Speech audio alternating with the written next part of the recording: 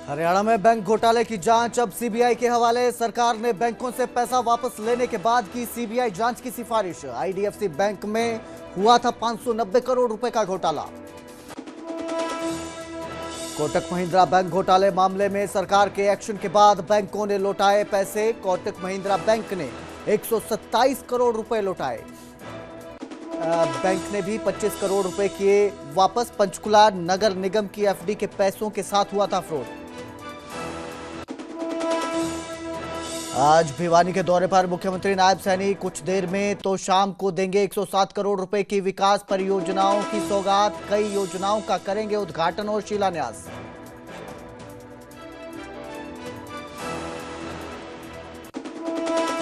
हरियाणा कांग्रेस में बागी विधायकों पर एक्शन की तैयारी। 3 अप्रैल को होगी कांग्रेस की अनुशासन कमेटी की मीटिंग। बागी विधायकों पर होगा बड़ा फैसला।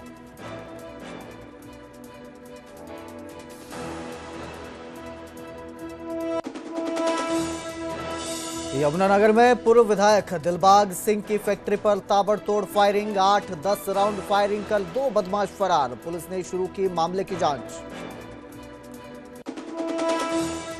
के प्रायोजक पतंजलि गाय का घी, मां का भरोसा, प्यार से परोसा।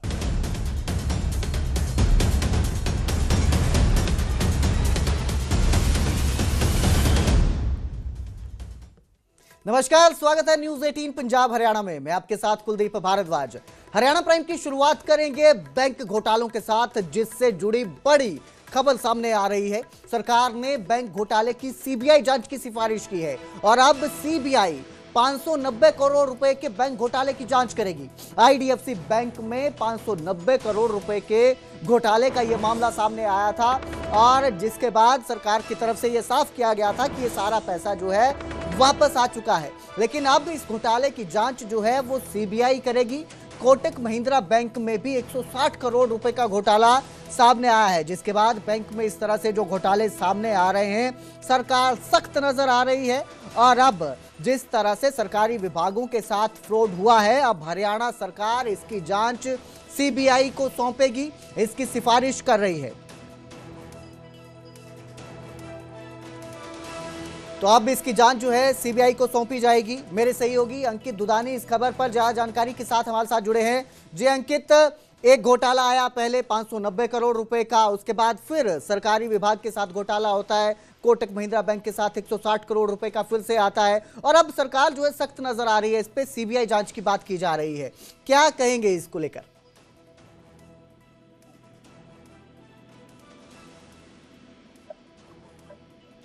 जी अंकित, सुन पा रहे हैं? जी जी बिल्कुल, आवाज आ रही है। सीबीआई जांच दी है, अब सिफारिश की है सरकार ने और कहीं ना कहीं बड़ा घोटाला है। 590 करोड़ का पहले आईडीएफसी में गड़बड़ी हुई और फिर उसके बाद कोटक महिंद्रा में 160 करोड़ की गड़बड़ी का मामला सामने आया। तो उसी को ध्यान में रखते हुए अब सीबीआई को सिफारिश की है हरियाणा सरकार ने। अब सीबीआई को जब लेटर चला जाएगा तो उसके बाद वो जांच शुरू करते हुए नजर आएंगे। इससे पहले की अगर बात करें तो पहले पंचकुला पुलिस ने इसकी जांच की, फिर उसके बाद एंटी करप्शन ब्यूरो को जांच दी गई, उसके बाद 10 से 12 गिरफ्तारियां भी इसके अंदर हुई हैं। हालांकि जो सरकार का पैसा था वो 590 करोड़ हो या 150 करोड़ हो, वो वापिस आ चुका है। बैंक ने उस पैसे को लौटा दिया, अपने ब्याह पे लौटा दिया है। लेकिन गड़बड़ी जो हुई है वो किन कर्मचारियों ने की है, कौन ऑफिसर इसके अंदर शामिल थे, तो वो सारे की अब जांच जो है वो सीबीआई करेगी। क्योंकि इसके अंदर कोई छोटे अधिकारी ही शामिल नहीं, बड़े बड़े नाम भी इसके अंदर हो सकते हैं और बड़े बड़े नामों के ऊपर अब सीबीआई किस तरह से जांच करती हुई नजर आएगी और उनको भी गिरफ्तार करती हुई नजर आएगी, वो अभी देखना होगा। लेकिन सीबीआई जांच जो मांग भी विपक्ष भी कर रहा था कि सीबीआई से जांच करवाई जाए, तो वो अब मुख्यमंत्री की ओर से, गृह मंत्रालय की ओर से वो सिफारिश कर दी गई है। जी अंकित, वहीं इससे पहले एसीबी भी इस पूरे मामले की जांच कर रही थी। उस जांच में क्या क्या खुलासे अभी तक सामने आए? कई लोगों को गिरफ्तार भी किया गया है। बिल्कुल, एंटी करप्शन ब्यूरो ने जब इस मामले में जांच की है तो उसके बाद 10 से 12 गिरफ्तारियां भी हुई है। वो चाहे बैंक के मैनेजर हों या तो और जिस तरह से ऋषि का नाम आया था, वैभव का नाम आया था, इस तरह के काफी नाम सामने आए थे। और हमने देखा था कि एक वीडियो भी थाईलैंड से निकल करके सामने आया था जिसमें वो मस्ती करते हुए नजर आ रहे थे वहां इस लूट के पैसे से, कहीं ना कहीं इस घोटाले के पैसे से। तो वो भी हम सब ने दिखाया था। लेकिन अब उसकी जांच आगे बढ़ रही है और ये जो पैसा यहाँ से गड़बड़ी जो हुई वो किन किन के खातों में गया, वहां 1 नंबर में दे करके 2 नंबर में पैसे लिए गए, तो वो सारी जांच का विषय है और वो सीबीआई भी अब उसकी जांच करती हुई नजर आएगी। और इसमें जो बड़े खिलाड़ी हैं वो चाहे आईएएस हो, कोई आईएएस अधिकारी हो, कोई आईपीएस अधिकारी हो या उनकी कोई पत्नी हो, तो इस तरह के जो भी इसके अंदर सम्मिलित पाए जाएंगे, शामिल पाए जाएंगे, उनके खिलाफ कार्रवाई करती हुई सीबीआई साफ नजर आएगी। जी। अंकित, कोई ऐसा नाम सामने आया है, क्योंकि ये सारा मामला जो है ये एफडी निवेश से जुड़ा हुआ है, एफडी में निवेश करने की किसी अधिकारी ने तो मंजूरी दी होगी, उस अधिकारी का नाम सामने आया हो, उसने रेगुलर चेक रखा या नहीं रखा, इसको लेकर कोई जानकारी सामने आई? बिल्कुल, अभी सरकारी अधिकारियों का तो कितनी इन्वॉल्वमेंट है कितनी नहीं है वो अभी निकल करके सामने नहीं आया है। एक पंचायत विभाग के जो अधिकारी थे उनका जरूर निकल करके सामने आया था और उनके खिलाफ एक्शन भी हुआ है, लेकिन अब और कौन कौन अधिकारी शामिल है वो अभी जांच में ही निकल कर सामने आएगा। जी जी बिल्कुल, बहुत बहुत शुक्रिया इस तमाम जानकारी के लिए अंकित। तो फिलहाल अब जो है सरकार इस मामले में सख्त नजर आ रही है और जिस तरह से विपक्ष भी लगातार मांग कर रहा था कि सीबीआई इस पूरे घोटाले की जांच करे, अब सीबीआई जांच की सिफारिश सरकार कर रही है इस मामले में।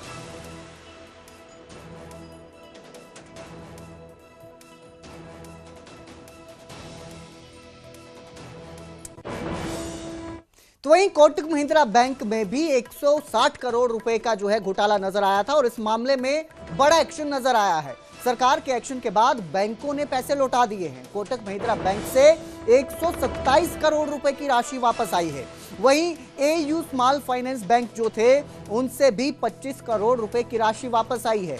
पंचकुला नगर निगम के खातों में ये पैसे आए हैं और नगर निगम की एफडी के पैसों के साथ ही फ्रॉड का ये मामला सामने आया था। इस मामले में सीएम ने सख्त कार्रवाई के आदेश दिए थे, जिसके बाद अब पैसा वापस आया है। वहीं बीते कल भी हमने देखा कि किस तरह से सरकार सख्त नजर आई थी और कोटक महिंद्रा बैंक की कई ब्रांचों को बंद कर दिया गया था। काफी देर तक ये ब्रांचें बंद रही और 2-2.5 घंटे बंद रहने के बाद करनाल और पंचकुला में इन ब्रांचों को खोल दिया गया था ताकि लोगों को किसी तरह की परेशानी ना आए। लेकिन जिस तरह से एक्शन में सरकार नजर आ रही है उसके बाद पैसा लौटा दिया गया है।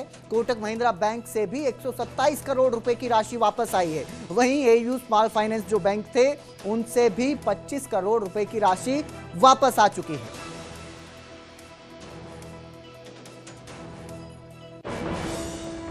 तो वहीं आज मुख्यमंत्री नायब सिंह सैनी भिवानी दौरे पर रहेंगे कुछ देर में, तो शाम को सीएम बड़ी सौगात देंगे। तो शाम को 107 करोड़ रुपए की सौगात दी जाएगी। कई परियोजनाओं का सीएम आज उद्घाटन और शिलान्यास यहां पे करेंगे। तो कुछ ही देर में तो शाम मुख्यमंत्री नायब सिंह सैनी पहुंचने वाले हैं और उम्मीद लगाई जा रही है कि बहुत सारे जो हैं सौगातें, बहुत सारी सौगातें आज तो शाम को दी जाएंगी। करीब 107 करोड़ की सौगातें आज तो शाम को मुख्यमंत्री नायब सिंह सैनी देंगे। इसके साथ ही कई योजनाओं का शिलान्यास करेंगे, कई परियोजनाओं का शिलान्यास करेंगे, उद्घाटन करेंगे।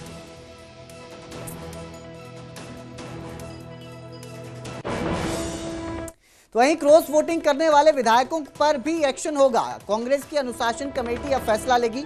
3 अप्रैल को कांग्रेस अनुशासन कमेटी की मीटिंग दिल्ली में जो है वो होगी। हरियाणा कांग्रेस की मीटिंग में ये फैसला हुआ है। वोट कैंसिल मामले को हाई कोर्ट कांग्रेस लेके जाएगी। तो राज्यसभा चुनाव के दौरान जिस तरह से क्रॉस वोटिंग की थी, विधायकों ने 5 विधायकों ने क्रॉस वोटिंग की थी, उसके बाद अब एक्शन होगा इन विधायकों पर, ऐसा कहा जा रहा है। एक बैठक थी, कल भी यह बैठक हुई, कांग्रेस के विधायकों की बैठक थी दिल्ली में, जिसमें ये जो 5 क्रॉस वोटिंग करने वाले विधायक थे इनको बुलाया ही नहीं गया था। और अब कहा जा रहा है कि कमेटी की जो मीटिंग होगी, कांग्रेस की अनुशासन कमेटी की जो मीटिंग होगी, उसमें फैसला लिया जाएगा क्रॉस वोटिंग करने वाले इन विधायकों के खिलाफ।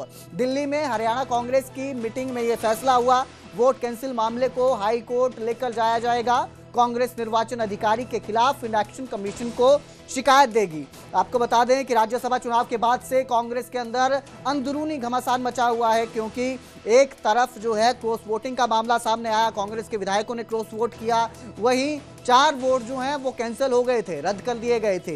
ये मांग उठ रही थी कि जिस तरह क्रॉस वोटिंग करने वाले विधायकों का नाम जनतक किया गया, उसी तरह जिनके वोट कैंसिल हुए हैं उनके नाम भी जनतक किए जाएं। इस तरह की मांग अंदर ही से उठ रही है कांग्रेस के विधायकों की तरफ से ही।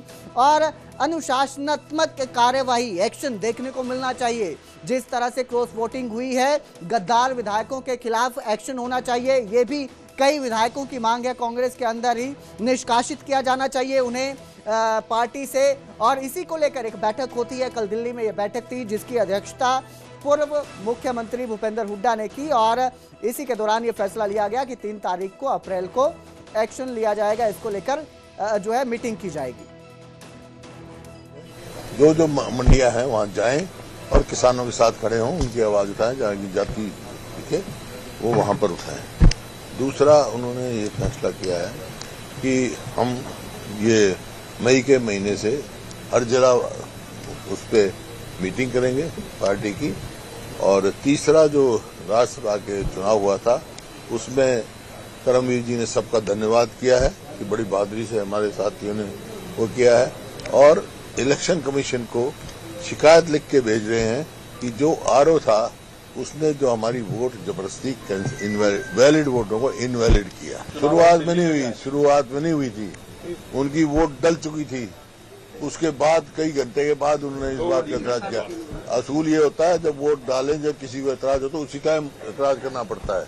उस टाइम कोई एतराज नहीं किया, आफ्टर थॉट लेके उन्होंने किया और उसने आरओ ने कैंसिल कर दी, वो इनवैलिड कर दी। तो कांग्रेस की इस बैठक को लेकर बीजेपी ने भी करारा तंज कसा और कहा कि अभी घाव ताजा ताजा है। बीजेपी के प्रदेश अध्यक्ष मोहनलाल बड़ोली ने निशाना साधते हुए कहा है कि कांग्रेस का इलाज कांग्रेस को खुद करना होगा। जिन विधायकों ने क्रॉस वोटिंग की उन्होंने निर्दलीय को वोट डाले हैं, और तंज कसते हुए करारा तंज कसा है और कहा कि कांग्रेस का घाव अभी ताजा ताजा है। तो प्रदेश अध्यक्ष हैं बीजेपी के मोहनलाल बड़ोली, उन्होंने कांग्रेस की इस बैठक पर यह निशाना साधा है, और कांग्रेस ने अनुशासनात्मक कार्रवाई करने को लेकर जो है लगातार बैठक चल रही है और कार्रवाई करने की बात की जा रही है जिन्होंने क्रॉस वोटिंग की है विधायकों ने, और उसी पर करारा तंज ये कसा है बीजेपी ने, और तंज कसते हुए सीधा कहा है कि अभी घाव ताजा है। कांग्रेस की अपनी अंदरूनी लड़ाई है, कांग्रेस का अपना अंदरूनी फैसला है, और उसमें मैं ज़्यादा टीका टिप्पणी नहीं करता, क्योंकि अभी ताज़ा ताज़ा घाव कांग्रेस में है और वो घायल हैं, और जिस बात से कांग्रेस के लोग घायल हैं वो अपना इलाज खुद करेंगे, उसमें इलाज करने की हमें कोई आवश्यकता नहीं। मगर उन तमाम 5 विधायकों में से 2 विधायक ऐसे हैं जिनकी भारतीय जनता पार्टी से नज़दीकियां हाल में बढ़ी हैं। मैं बात कर रहा हूं मोहम्मद इलियास की, इजलाइस की, और माफ़ कीजिएगा इजराइल की। तमाम ये 2 विधायक ऐसे हैं जो मुख्यमंत्री से भी मिल रहे हैं, मनोहर लाल खट्टर से भी मिल रहे हैं, बीजेपी के तमाम बड़े नेताओं से मिल रहे हैं। क्या सबूकाहट है सर? आप तो प्रदेश अध्यक्ष हैं। वो किसी भी पर्सनल काम के लिए मिल सकते हैं, और किसी को कोई अपनी बात किसी को कहनी है तो वो उससे भी मिल सकता है। ये एक साधारण सी प्रक्रिया है, इसमें कोई बहुत बड़ी बात नहीं है, और सबको पता है, जग जाहिर है कि कांग्रेस पार्टी के 9 विधायकों से जो चूक हुई है, गलती हुई है, या उन्होंने जानबूझ के किया, 3 ही कारण है, या तो गलती हुई है, या कोई उनसे चूक हुई है, या उन्होंने जानबूझ के किया है।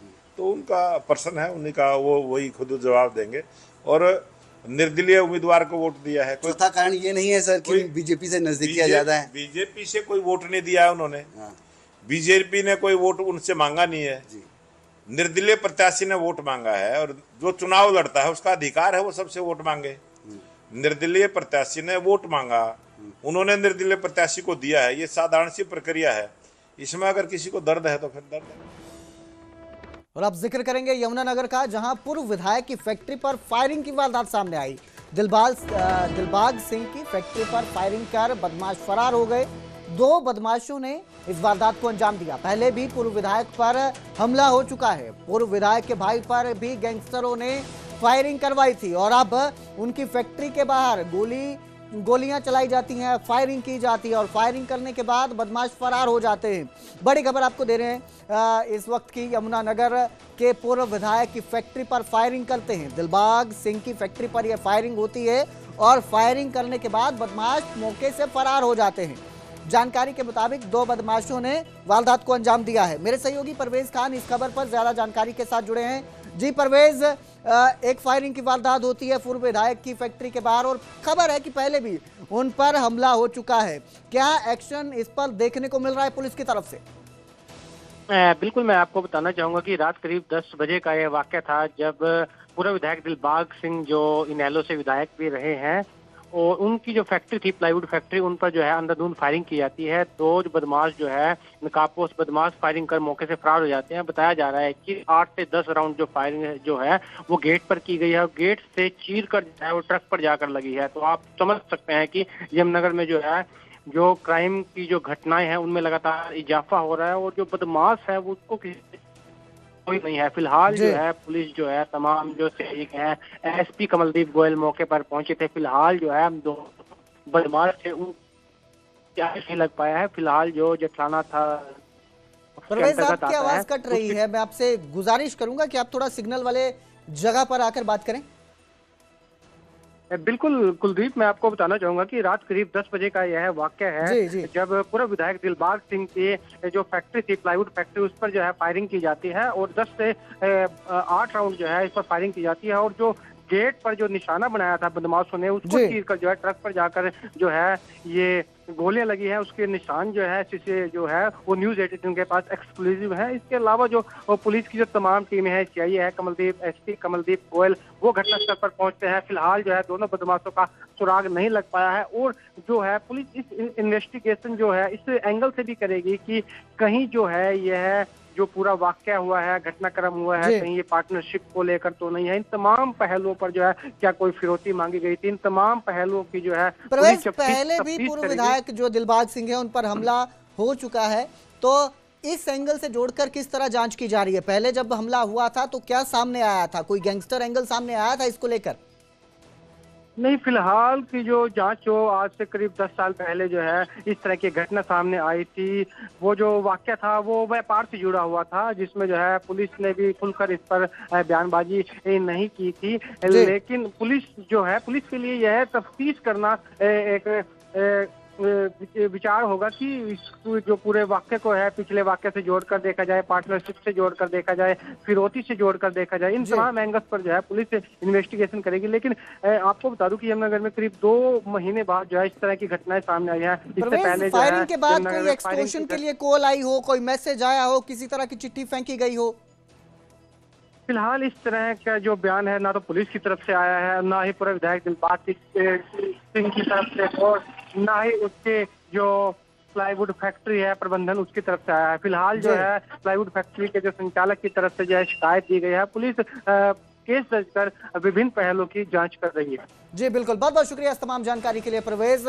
तो फिलहाल जो है पुलिस हर एंगल से जांच कर रही है। हालांकि किस वजह से फायरिंग की गई है ये अभी तक साफ नहीं हो पाया है, जिसकी जांच की जा रही है उसके बाद ही साफ होगा कि आखिर क्या वजह है। क्या दुश्मनी है, क्या कोई बंटवारा है, फैक्ट्री को लेकर ये बवाल है, या कोई गैंगस्टर एंगल है, वो जांच के बाद ही साफ हो पाएगा।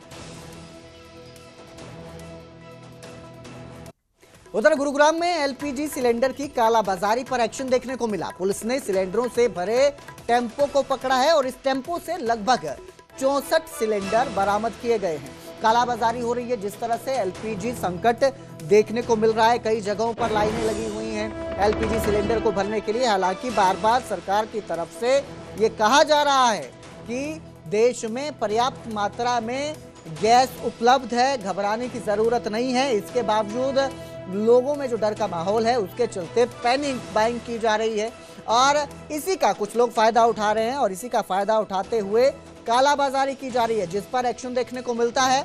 और इस एक्शन के दौरान पुलिस ने सिलेंडरों से भरे एक टेम्पो को पकड़ा जिसमें 64 सिलेंडर बरामद हुए हैं एलपीजी के, और ये कालाबाजारी हो रही है।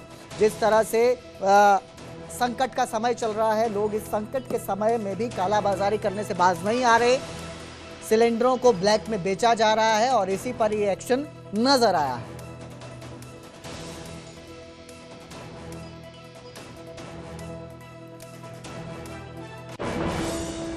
अब जिक्र करेंगे जींद का, जहां जेल प्रशासन ने सरकारी इंडियन ऑयल पेट्रोल पंप की शुरुआत की। इसमें कैदियों की ही जिम्मेदारी लगाई गई है। यह पेट्रोल पंप सुबह 6 बजे से शाम 10 बजे तक खुला रहेगा। कई और जेलों में, अब हमारे प्रदेश के जेलों में पंप, सरकारी पंप खुल चुके हैं। अब जींद में ये हमारा जेल का पंप खुला है, परसों ही हमने इसकी ओपनिंग की है। जहाँ पर जो अपनी पेट्रोल की डीजल तो सुविधा जो है अब उपलब्ध है, और डीजल की सुविधा जो है आज शाम को या कल से उपलब्ध हो जाएगी। और यहाँ पे जो है हमारे जो कैदी जिनका चाल चलन जेल में अच्छा है, उन्हीं को जो है काम पे लगाया गया। जो मान लो जो गाड़ियों में जो तेल वगैरह जो बाकी जो सुविधाएं हैं, जैसे वो वही उनके द्वारा जो है पब्लिक को प्रदान की जाएंगी। और एक यहाँ पर जो है स्पेशल हमने अपने एयर के लिए भी जो है हवा, जो गाड़ियों की हवा बनने की उसकी सुविधा भी उपलब्ध कराई है, जहाँ नॉर्मल एयर व हाइड्रोजन एयर दोनों ही यहाँ पर उपलब्ध है। नाइट सर बैकअप भी काफी माइलेज अच्छा है, तो प्रायोरिटी क्या रहेगी? प्रायोरिटी तो ये है कि जो बाकी पंपों में जैसी जो सुविधा यहाँ उपलब्ध हो रही है, यहाँ भी सारी सुविधाएं वैसे उपलब्ध कराई जाएगी पब्लिक को। तो 24 घंटे अवेलेबल है? अभी तो हमने इनिशियली तो जो देखा है कि सुबह 6 से लेके शाम को 10 बजे तक चलाया जाएगा। अगर उसके बाद भी डिमांड आई तो उसके लिए और आगे सोचा जाएगा। जेल में जो कैदी हैं सर, उन्हीं की ड्यूटी लगाई जाएगी यहाँ पे? हाँ, अभी उन्हीं की ड्यूटी लगाएगी और उनके साथ उनके हमारे जो मुलाजिम जो और स्टाफ है उनको भी लगाया गया। कितना कोई टाइमिंग फिक्स होगी या?